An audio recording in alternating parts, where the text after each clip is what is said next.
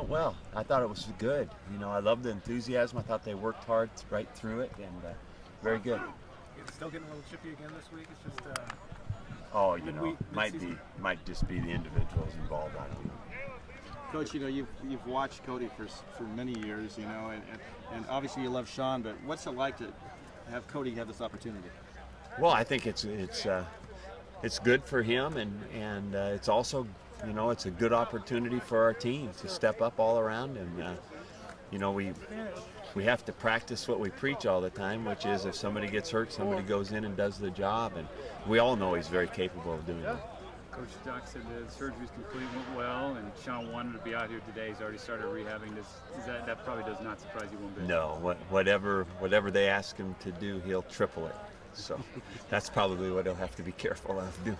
Did you get to speak to him before surgery? Yeah, I talked to him yesterday. Talked to his dad yesterday, but I haven't seen him today yet. I haven't seen him since he's been back. How's John doing? Because during a game, he's He's probably more nervous than a lot of you guys on the sidelines. How's he feeling about it?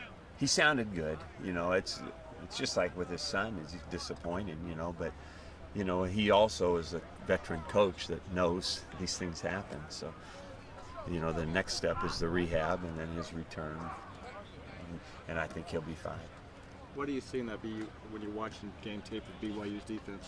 Really good defense, really confident, tough, active. They know what they're doing. They're detailed, well coached. It's a good defensive team. Good team. They're at the top of pretty much every defensive category. Top 5, top 15. When's the last time you've seen a unit like that? Well, they're very good. We've seen a lot of good defenses. I'm not going to start dramatizing how that goes. There's a lot of them, but they are really good. They're tough, well coached, and they know what they're doing. Is there a position or a unit on that team that stands out to you, though? No. They're all good. They all know what they're doing. They play their pieces very, very well in that defense. Test for your offensive line, then to kind of keep Cody upright against his physical, because they're ninth in the country in sacks. Yeah, they are very physical, and all of it's important. We got to execute to the minute detail and be very, very tough physically. We got to be able to match their physical deal and then beat them in the end. How are you feeling about the offensive line these days? They had some penalties last week, but they're doing okay. Yeah.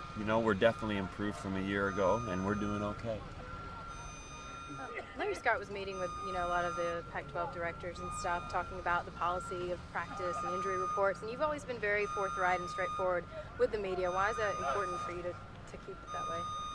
Well, frankly, I think it's just a waste of time to try to hide something that 50,000 people saw happen in the stadium.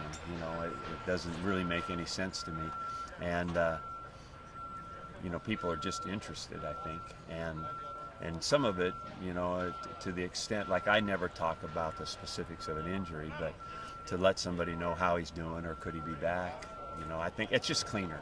It's just cleaner. That's all it is. There's probably when we're really regulated. We have to be careful about that, because of federal regulation, law, whatever you call it. We just have to be careful. But I think it's really a silly game that people play, I think.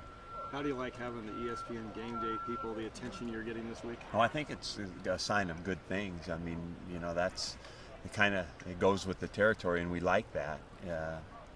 And it's just as long as everybody handles it right and does their job. We can't let it distract us.